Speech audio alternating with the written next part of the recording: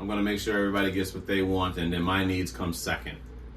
I'm teaching everybody that what I want goes on the back burner. Roll me, Mac.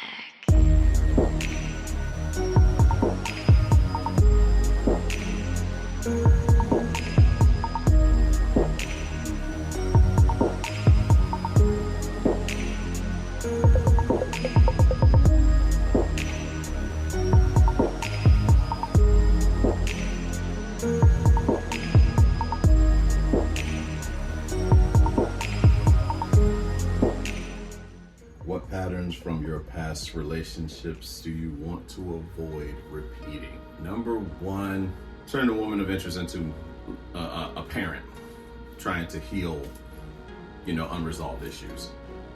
I think number one is I try to be very, very aware of myself, number one. And then also if I recognize any traits that would even resemble going down the same route of doing that. But I'd say first, for starters, that one would be it. Is like trying to maintain that I keep it with adult and adult, and it's not adult to child, especially if I'm going to lead. Because imagine if a 5-year-old was leading you, how far would you go? So it's trying, again, being able to reparent yourself, taking time to kind of sit with your own thoughts, recognizing that you're not your thoughts. So observe and not absorb, and then filter what is reality and what is fear talking. Fear can speak on, I believe fear can speak on a lot of things inside our mind. And then we profess it into the present of what's going on, and we speak out of fear. So trying to maintain those emotions that you get when you feel giddy around a woman of interest, or for women, man of interest, and monitoring, am I projecting my insecurity onto this person because I'm afraid to lose them so much? And that feeling it can be overwhelming from experience. It definitely can be overwhelming. And the important thing is to recognize that you do feel that way. Because we've been around various people. We're like, I don't give a fuck, whatever, they do what they want to do. But then there's this energy field that you feel when you engage with this person after a little while. And then there's this feeling of, man, I really don't want to have this feeling go away. I love the way I feel around this person. She lights up the room. Everything feels calmer when, she's around this chaotic ass world. Those things, when that transpires, it almost takes you back to a sense of safety that you probably hadn't felt since you were a kid. And as I say all the time, a man in love it has to be a cautious man. You know what I'm saying? For the simple fact that when a man when a man falls in love, he becomes a boy. And from my understanding, women are not attracted to boys. That's just my theory that I keep for myself. Not to be right or wrong, whether you agree. If you agree, great. If you don't agree, great. That's fine too. That's all welcome. But for me, I don't believe that a woman is attracted to a man acting like a boy, acting like a child. And I don't believe a child has the means of leading said relationship, whatever you want to call it, bond, dating, marriage, whatever you want to call it. You know what I'm saying? I personally do not believe that we are equipped to do so. So it is challenging. It is very difficult to manage these emotions when they start to arise. So preventing myself from projecting my insecurity onto this person that I have such an affinity for, I have such emotions and feelings for, trying to learn how to reparent yourself. Long before they even came along, you were trying to reparent, but now because you've swept these emotions under the rug for so long, it was somebody that made you feel safe enough to feel that again, and now you find yourself almost falling in that same pattern. And the common denominator is you, so deal with you. You're not able to control her, so get a hold of you. So dealing with those patterns and being like, you know what, I'm going to manage these emotions. I'm going to recognize that I'm not in control. I'm not in control of anybody else but me. And if the abandonment emotions that come up, the fear from the past, if that comes up, deal the fuck with it, regardless, because no amount of anxiety is going to change what's going to happen. You know what I'm saying? That's a perfect Alan Watts quote that I love. I've been studying a little bit Alan Watts lately. But no amount of anxiety that I have, no amount of fear is going to change what's going to happen anyway. So it's best to just practice some more Fati. Accept things as they are, not what you want them to be. Sometimes it's what you want, desire. Sometimes it's not what you want, aversion. And learning to accept both allows you to stay in a calm mind. So for starters, not turning a woman of interest, trying to turn her into the perfect parent. That's not her job. That's for her to parent herself and you to parent yourself. All right. So another pattern to avoid is getting into something with a woman who predominantly operates in her masculine. She's purposefully doing this. This is survival. She has decided that fuck this. This is how life is going to be. She is not open to allowing a man to lead. She has decided that this is what the fuck life is going to be for me, and whatever guy don't like it, fuck him. That person I am standing to clear the fuck away from, because I understand what's on the other side of that. There is a man who is left not feeling like a man, whether you want to call it ego or not, but it's just there's roles involved.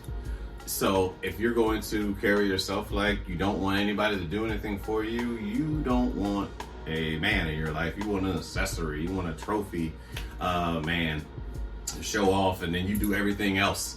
And I mean, for some guys, they're all right with that shit. They're okay with just sitting back, let you do every fucking thing. I'm just not one of them. And I know what it's like to be in that shit, and then to have it turned around on you, and that resentment from doing everything is now being projected onto me, and it kills attraction like a motherfucker on both sides.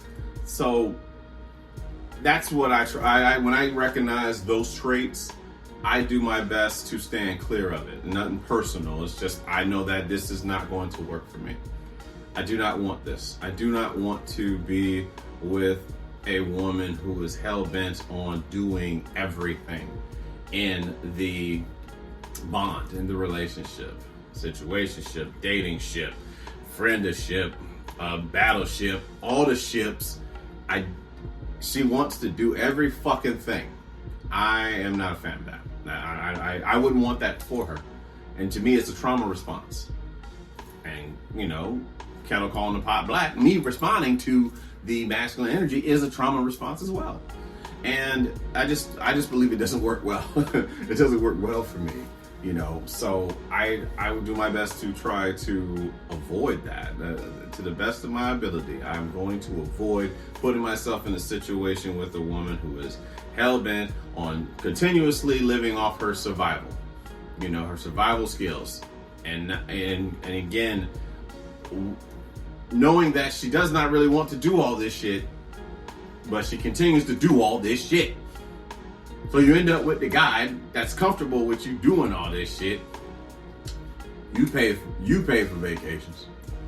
You pay when y'all go out to dinner. He's borrowing your car. You might even pay his child support. The list goes on of what is to be had in that type of situation. For responsible men, for stand-up guys, that is not going to work. And I stand by that. It is a respect thing on both ends. And it's just a clear sign of like a sign on your forehead that says, stay the fuck away from me, because I am going to project a lot of unresolved anger, frustration onto you that you did not cause.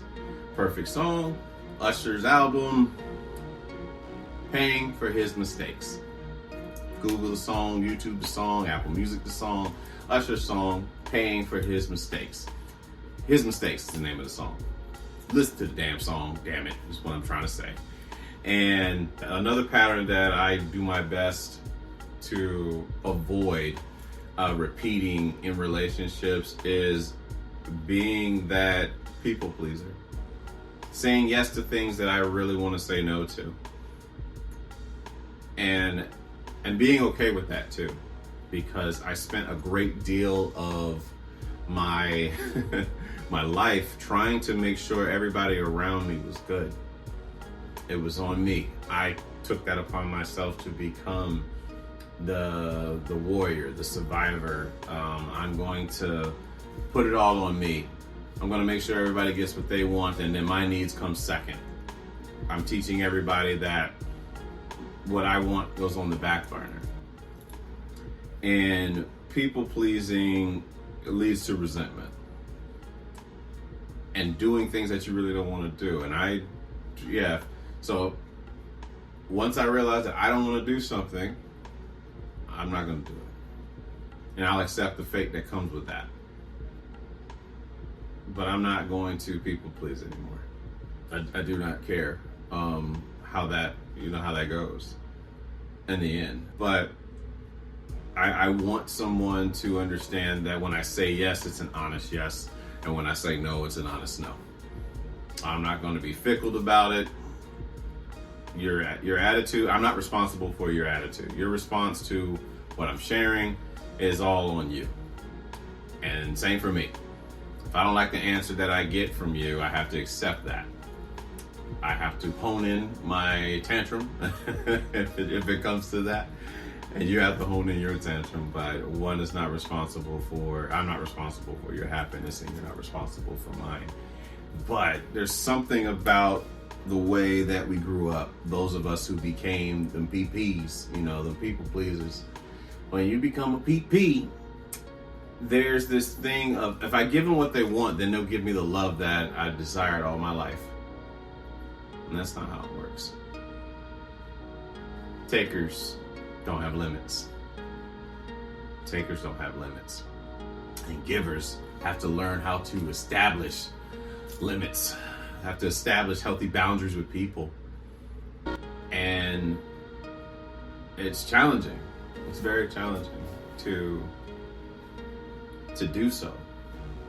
But once you learn the joy you get of saying no and knowing that you don't have to explain it, and that no is a complete sentence, there is a sense of relief, pick the word you want to use, that comes about when you just release all of that's been held up for some time.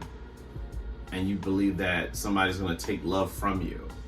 And I repeat, from the Mastery of Love, your kitchen is full.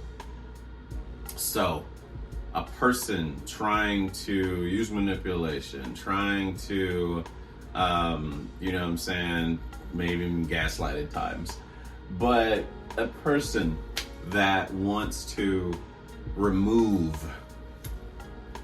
love from you on a strength that you said no about something, as challenging as it might be for us people pleasers, I recommend that you learn how to be okay with the fact that that person is attempting to remove love. That is what we call conditional love. That is an example of conditional love. Some of us have seen that from family. Some of us have seen that from so-called friends. Some of us have definitely seen it done on a work time, on a work issue where your boss might have wanted you to work overtime, and you really didn't want to work at overtime. So then they started, you know what I'm saying, treating you a certain way because you didn't want to work the overtime, but it was not mandatory for you to work the overtime or do something like that. You know what I mean? Like that to me is something that we have to be very mindful of, and as far as like how we treat people, and having that courage to manage our own emotions and be okay by yourself. To know that the love you have already by yourself is enough. To know that your kitchen is full. You know, the example from the book Mastery of Love is like, if you believe that your kitchen is full and I come to the door and I have a pizza and I'm like, you can have this pizza if you do this for me. That is conditional love. Your kitchen is full. If you know that your kitchen is full, you believe your kitchen is full, you ain't sweating this shit. But if you believe that you are incomplete, that you are broken, and that this pizza is somehow going to seal that crack in you, you'll do just about anything to get it. And I know a lot of us people pleasers have fell for that trap in life. And I'm very grateful for learning how to manage that feeling, and in hopes to teach myself how to love myself better, as well as be an example to somebody else who might have been in that same scenario. And because you're not alone. There's many of us who have thought that we had to do something that they wanted us to do, but we don't have to. We are enough, and that's power. I wish that those that were in charge of us taught us how much power that we have, and that when we people please, we give that power away. But if you knew how powerful you were, you wouldn't just think every thought that you do. You wouldn't just say every word that comes out of you, that comes to your mind. You would move a little bit differently. You would carry yourself a little bit differently. You wouldn't watch certain things anymore. It would be out of your diet. You know that the power of thought, in which it does, because we become what we think about. So having the sense to not bring that energy around you, I find it to be helpful, very helpful in not going down a familiar path of people pleasing. So those three things, I will say, those patterns that I do my best to avoid when it comes to relationships.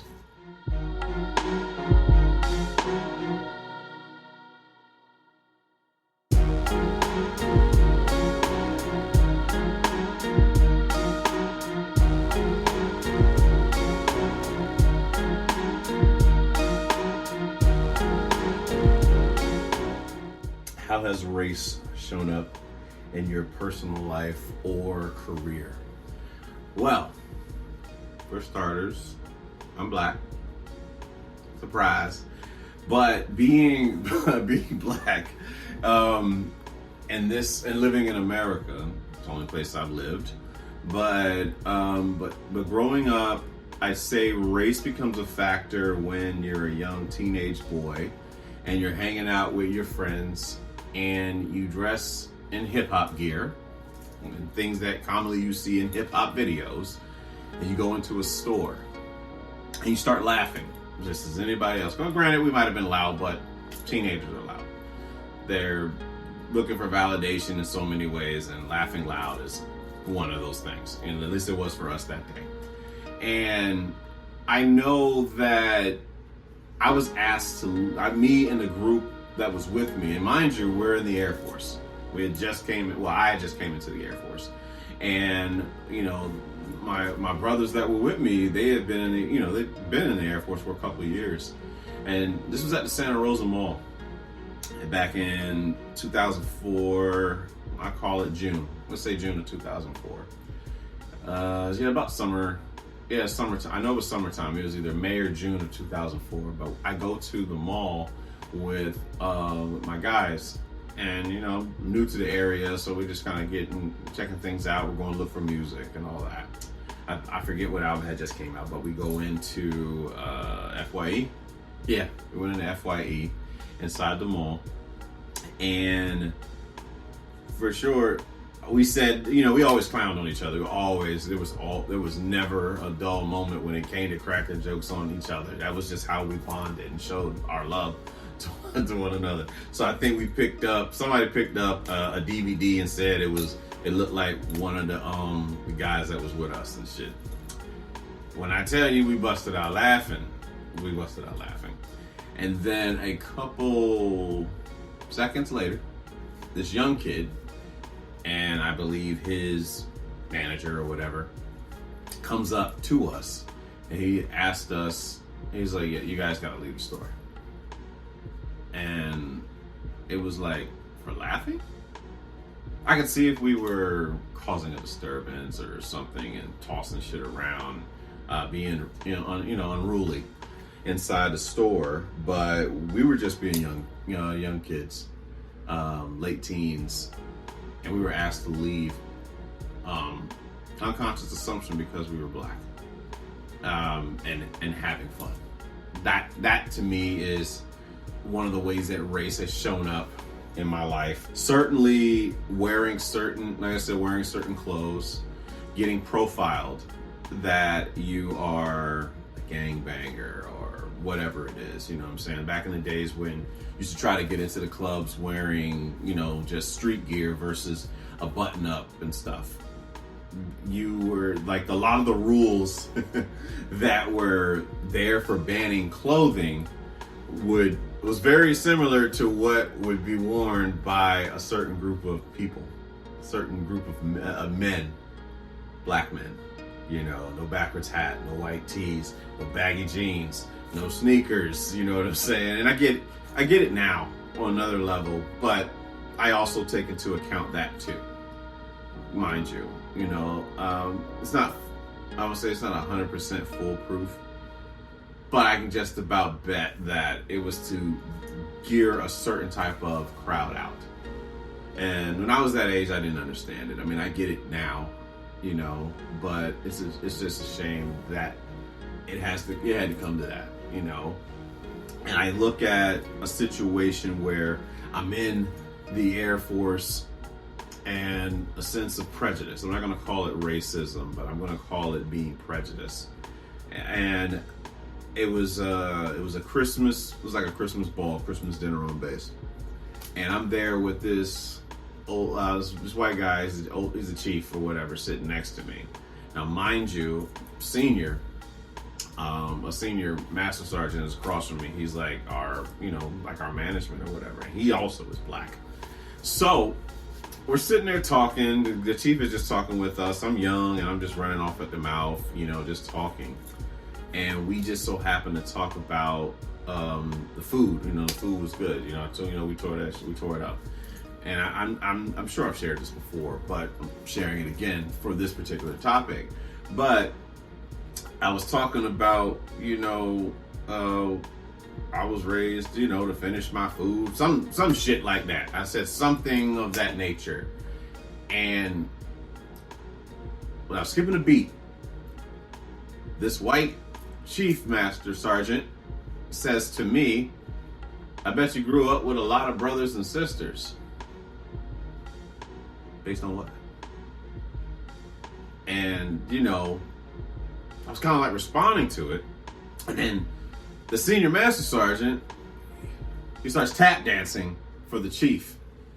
And it was kind of like, I don't know, trying to get me to not respond to him, even though he had just attempted to be, I would say that was an ignorant statement to make. You know what I mean? That was an unconscious assumption on his part that I grew up with a bunch of brothers and sisters. I have one brother. Like this concept that you come from like a big ass family or something like that. And I'm saying there's not situations where that is very true, but to assume that based on me saying I was taught to finish my food and stuff like that. Now granted, that's his experience. I know that now as somebody who is very detached from just about everything. If I can help it, I try to detach from things so that I can see things from other perspectives. But for me, that was a very ignorant statement to make to such a young airman that you are to be an example for. To be that older and to speak that ignorant to me was telling. And that's the thing, when people say ignorant shit, it doesn't reveal your ignorance, it reveals theirs. And he didn't know any better. Let's call it that. He didn't know any better. I mean, even if you made chief, it doesn't mean that you don't say ignorant shit. Because he did. So that, I look at that from like the job standpoint. And then when you carry yourself a certain way, because I've worked with a lot of black women who I deem to be like, yeah, these are my sisters. We grew up with each other in our career field. And I saw how they would be treated once they had pushback as far as how they used to speak to management. And they had sense. You know what I'm saying? Like, it wasn't on some, I would say, down outright being disrespectful shit. It was literally coming with sense when they would speak to management, and they would kind of treat them a certain way. They would come at them a certain way. They would make certain comments about them. They make comments about women in general, but they make comments about them being black women in general. You know what I'm saying? And we dealt with it in our own way. You know what I mean? As far as like how that was addressed. But there definitely was like some tension going on. And they were treated that way on the strength of them just being black women. And that's where we had to come like form like a united front and protect ourselves, and which we did, as far as like talking to management and how we talk to management. But I certainly know that when you try to use, let's just say, how you would talk in the streets at the job, at certain work environments, you're definitely treated a certain way. And I don't believe I don't find that to be fair. You may speak in, you know what I'm saying, like in your country slang. And I've heard white people speak in country slang, so it's just weird to me that these black people who literally speak their country slang are not afforded the same luxury of doing it as this country person that happens to be white. In the same breath of how I've seen Latinos being treated for having an accent on the job, as if they don't have a job to do like everybody else. It is not for us. I don't believe it's for us to tear down a person, to judge a person because they speak, they speak with an accent. Because we still have a job to do. And that's really all it's about, man. You know what I'm saying? Like, all of us don't have to be the same. Of course, there is, like in my career field in aviation, of course, there's a language that we must use on the radio as a universal language that is taught for us to use. But as far as like, sometimes in like everyday in business, to look down on a person because they don't speak the way you do is assuming that the way you speak is right and the way they speak is wrong. I don't necessarily agree with that. but I do understand the game. That I do. That I can say. I can speak on that. You know, it does help to learn how to articulate yourself. At the same time, I don't believe it's my place to judge you because you speak how you speak. And I don't believe it's anybody else's position to do that too. I don't believe in tearing someone down because they don't speak the way you do. Language is language, you know what I'm saying? Like, that's just what it is. And you understand the language, you understand the language. For people that listen to hip hop, there's a language that is taught in hip hop in which we understand it. For people that listen to reggaeton, like, there's a language that comes with that. People that listen to heavy metal and you're like, or, you know, like that screaming ass heavy metal, some don't understand it, but there's a language to it. And I believe that's just what it is. It's just language. And once you understand the language, once you speak the language, then you can get with that person and be relatable. But just because I speak hip hop, you speak country, reggae, or whatever, you know, the language associated with the music genre, does not make me better than you. That's just my mindset on that. But yeah, those moments, I've dealt with those moments. Definitely being pulled over. I could say that. It is a very uncomfortable feeling being pulled over as a black man. I have, you know, I remember one time I just dropped my girlfriend off. This is like, what? I was 22. So 2008. I just dropped my girlfriend off at Fort Lauderdale Airport. You know, we was doing a long distance thing. And I got pulled over for I was talking, literally, I just dropped her off and now we on the phone, you know, being puppy dogs on the phone and shit, like, you know, boo loving and all that. And I'm driving slow in the fast lane and I get pulled over. So I'm getting over to the side and I see, you know, my car is tinted out. Like, I had a Kia Spectra. Priscilla was her name. And the tint is limo tint, dark as fuck. So I see a cop. He gets out on his, you know, he gets out on, obviously on his driver's side. And then I see him approaching my car with his gun drawn. and you know, he's doing the crab walk. I'm like, oh shit, you know. But I rolled the window down. Lo and behold, I had just got my new driver's license, right, in the mail. Well, I leave that shit at the house. So he pulled me over. Thankfully, I have my military ID. And but he came up to me. You know, it's like I said, it's a very uncomfortable feeling, especially if you got a gun, you know, being drawn when he comes to talk to you. But I can honestly say I don't believe that was about me being black, because he couldn't tell from that being in the fucking car. But that uncomfortable feeling other times, you know, of being pulled over, and yeah, it's not a good feeling. It's not a good feeling. I've been pulled over. It was one time I got pulled over in Orlando, and it was right after the situation that was going on in Missouri.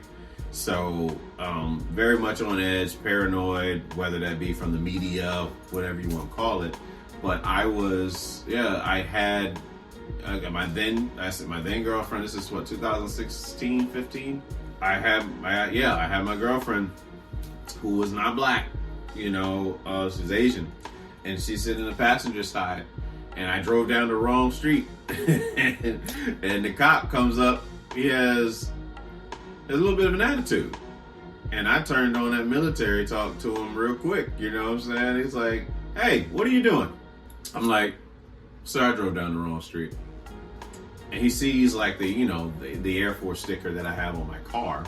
So, and then I show him military ID, and he kind of brought his tone down a little bit. But initially he was routed and about it, talking to me. And but he just, you know, he let me turn around and go about my business. But it was a very uncomfortable feeling, I can tell you. And like I said, being black and just being pulled over by the cops is not an easy feeling, and that is not something I don't want to say it's like how we got one up on another race or anything like that, but it's not you have to go through it to understand it. You know, that's the best way to put it. You have to go through that as a black person, black man, black woman, to know what that's like to be pulled over by a cop, and commonly there to protect and serve you, and then being talked to as if you are less than human. It is an experience I do not wish on anybody. But I mean, those are some of the experiences that I've had in the workplace as well as in personal life when it comes to my race.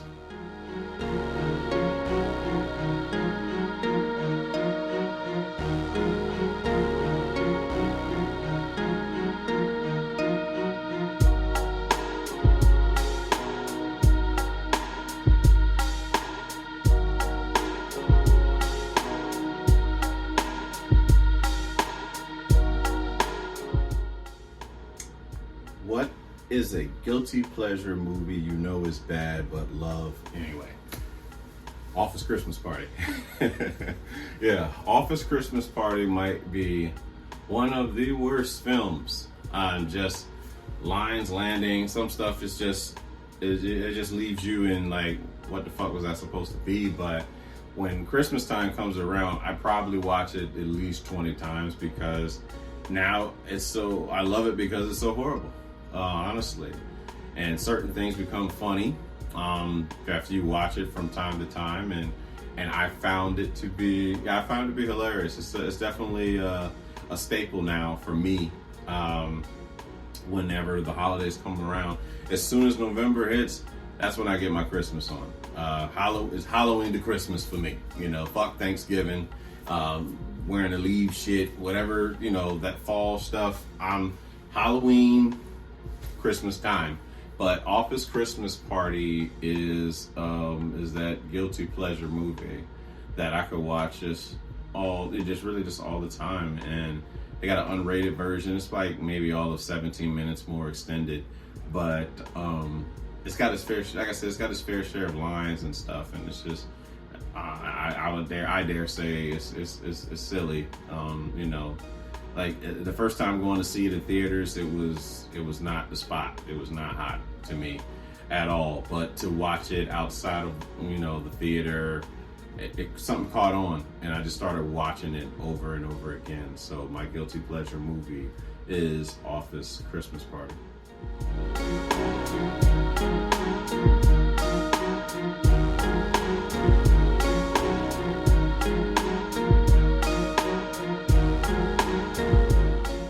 What is something you've had to unlearn as an adult? Conflict resolution skills. Because it was a lot of shouting. Not listening to the other person, but shouting how you feel. I'm going to talk louder than you so that my point can get across, versus us sitting here across from one another, understanding that it's not me versus you, but me and you versus the problem. And conflict resolution, allowing that person to say their piece, to say their perspective, me saying my perspective, seeing where we got crossed, and then working and then sorting it out without raising your voice. Be assertive now because, you operate in your masculine, but allowing that person to say how they feel and not dismissing them. That is something that I had to learn, because the way that I dealt with conflict resolution, we either were passive aggressive about what we felt, not saying anything, brushing it under, and then waiting for the volcano to erupt and then saying something, or just cold shoulder and expecting that person to know exactly what's on your mind. And that's something that constantly still has to be monitored, because old habits die hard, and you're still learning. When you grow up not seeing healthy conflict resolution, you're going to resort to what you know. And I can honestly say that conflict resolution was something that we didn't manage very well from my family. I can say that, so it's like something to learn. How do we talk about things, getting the other person's side, getting my side, and then coming together and figuring out what we're going to do with this? That was something that had to be taught. It was a lot of, yelling. When somebody would hold on to information, it might be fucked up information, wait till you said something slick, and then hit you with that draw forward just to make you look bad. Not to sort the situation out, but to make you look bad in front of other people. It's ego. You know what I'm saying? Like, instead of speaking from the soul, where you share your perspective, I share mine. This is how I felt when you said this. And this is what you said made me feel in that moment. There was none of that. And you weren't even, if you were a kid, you didn't even have rights to speak on what you thought about something. At least not, I don't recall being able to speak that freely. I'm grateful for growth. I'm grateful for definitely mental health, learning psychology, to see that, to be able to discuss something, even if it starts off heated, being able to finish in a calm tone, like, we're displaying right now. But yeah, conflict resolution was not there. It was like this fear. It's like I used to, get nervous. Like, if I say what I feel, then you're going to take love away from me. But sometimes you got to get that shit out. And fear of saying what you felt led to people pleasing. So I bit my tongue on a lot of things. I just took whatever was done to me because I didn't think people cared about how I felt. And I know throughout my life, I definitely have avoided a lot of energy because I didn't believe that my voice mattered. And even to this day, I know how I am. If I feel like I don't matter to you, and you've shown, and as far as your actions have shown me that you could give a fuck less about how I feel about something, I have no use to speak with you ever again, to continue speaking with you, to reach out to you. I refuse to do it. I'm not going to waste my words on someone who does not value them. And it's okay. If you don't value them, I just won't. I don't have to deal with you. That's a choice I get to make. And I'm grown now. Now I don't have to indulge in unnecessary conversations with people who don't value what I have to say. Because I value what I have to say. I mean, when I speak, I want to move mountains. Surface talk is okay, but I prefer something that touches your soul. Something that touches my soul. Something that goes beneath the surface. Something where you feel something deeply. It keeps you thinking about it once the conversation is over. I prefer that. That's just me. I prefer that type of talk versus trying to, forcefully have a conversation with someone that I genuinely do not want to speak with. And I mean, work is a different thing. Of course, at work, I mean, even then, I don't do fake laughs. I don't do I'm not laughing at your joke if the shit ain't funny. I've seen that. I've seen people do that at work. And, when they go to restaurants and shit, they fake laughing with a waiter or some lady that tried to force you into a conversation standing in the grocery line, checking out. I'm not a fan of that. I don't laugh unless the shit is funny. And sometimes, even when it's funny, I don't have to laugh. I'll be like, you know what? That's some funny material. And I mean that. I'm not being sarcastic. I literally am I have this respect for comedy.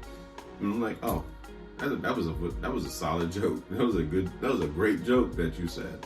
And then I necessarily have to laugh at it, but it's like a comedian recognizing, a comedian's joke. I just don't, if I don't have to be around certain energy, I'm not going to be around that energy.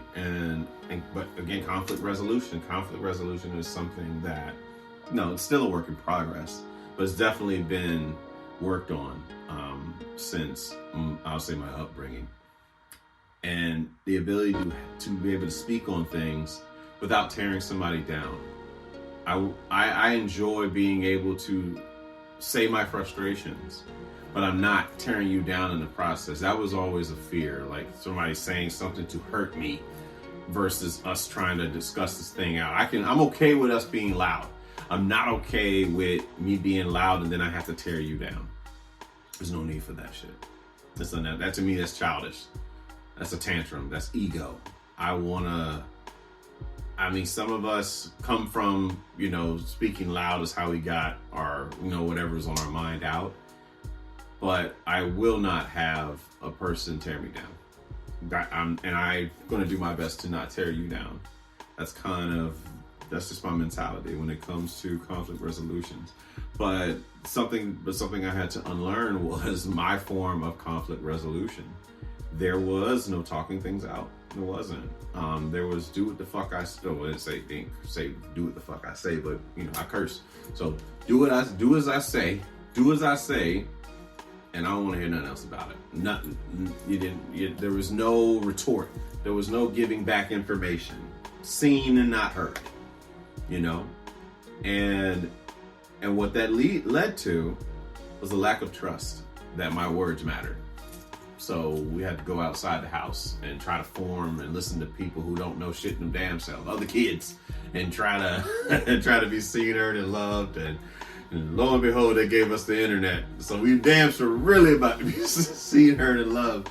I'm gonna post fucking naked pictures on fucking Facebook, MySpace, Black Planet, whatever it was to be seen, heard, and loved. And by naked with me, I mean just shirtless, you know what I'm saying?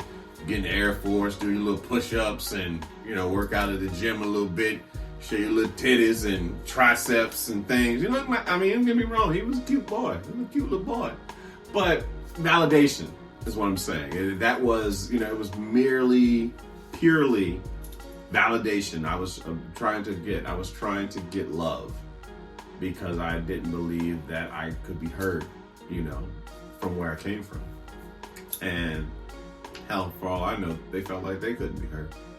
They were just in a position of power because they were older and they were able to say that to somebody who didn't have power because that was done to them. So it's like breaking a cycle. Conflict resolution, is something that I believe it prevents us from having violence. For sure, the ability to be adults and talk things out and not just hollering in unfair fights, but being able to talk to one another. Probably when cooler heads prevail, like come back. We can come back when we're not as steamed up. Silence is the best answer to anger, but being able to be calm, come back and just speak to each other, and give our perspectives as to what we felt in that moment, what we thought about this, how you made us feel with this and all of that. I mean, there's a way of doing that.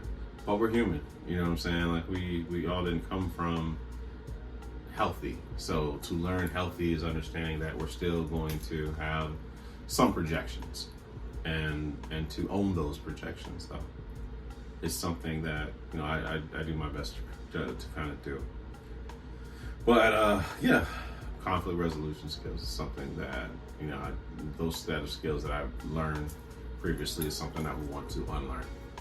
Anyway, another episode in the book, another episode done, another episode of release. Grateful for it. Grateful for you guys listening to the show, watching the show. Opportunities now to watch the show, depending on what your favorite app is, but Amazon Music, Pandora, iHeart, iTunes, RSS.com. There's been as many options in which you can watch the show, but I wanted to thank each and every one of you guys for watching the show. Do me a solid whenever you can, and if you can just whether you write a review, whether that's some star, click the stars link on iTunes, click the stars link on Pandora, YouTube, all of that stuff. You know what I'm saying? Like when you watch it on YouTube, be sure to, if you're watching this on YouTube, be sure to click the thumbs up. Be sure to, you can leave a comment. That's helpful. It helps with the algorithm. Share on your timeline. Share with the people at work, share with the people you know what I'm saying, get the conversation going and just, kind of help get the message out there so that we all can heal together. That's really what all this is about. But anyway, I'm Romy Mac. This is Ashram YouTube series. It's also on Facebook. But thank you guys for checking this out. But I'm out. Good night, kids.